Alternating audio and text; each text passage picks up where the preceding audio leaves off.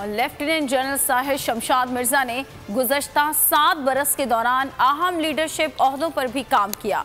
Lieutenant general Sahir Shamshad Mirza का ताल्लुक Sindh regiment से है। इस वक्त 10 कोर, जिसे रावलपिंडी कोर भी कहा जाता है, की कमान कर रहे हैं।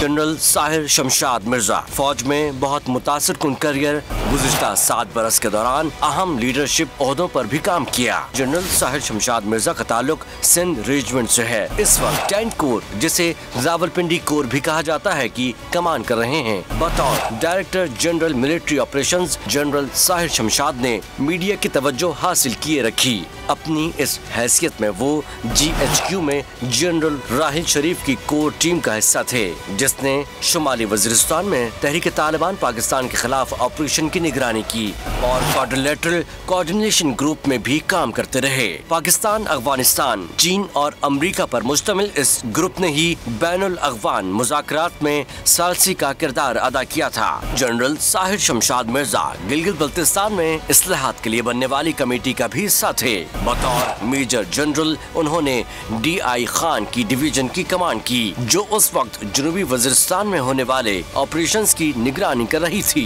लेफ्टिनेंट जनरल बनने के बाद उन्हें चीफ ऑफ जनरल स्टाफ तैनात किया गया। इस हैसियत में वो खारजा अमूर और कौमी सलामती से मुतालिक अहम फैसला साजी में शामिल रहे।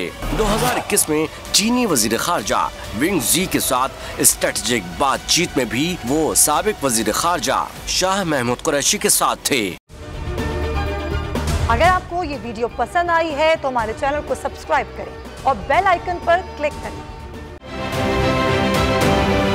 हम अशर शरीफ शहीद को बिल्कुल नहीं भूलेंगे। हम ये चाहते हैं कि ये यादगार जो है ये है, इनकी वालदा को यहाँ बुलाएंगे इंशाल्लाह। बोल वालों का बड़ा गहरा रिश्ता था उनसे, है और रहेगा। बोल जो कि हकीकी सहाफत के सफर पे गामजन है।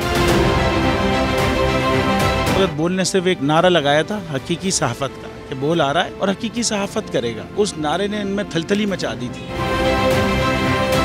आप खान साहब को देखें, तन्हा दिखाई देने, सारी जमातें मिलकर उनके खिलाफ हैं। एग्जैक्टली इसी तरीके से बोल की कहानी है।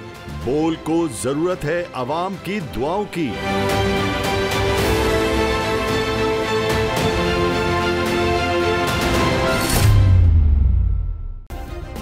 सब्सक्राइब करें और बेल दबाएं ताकि कोई खबर रह न जाए।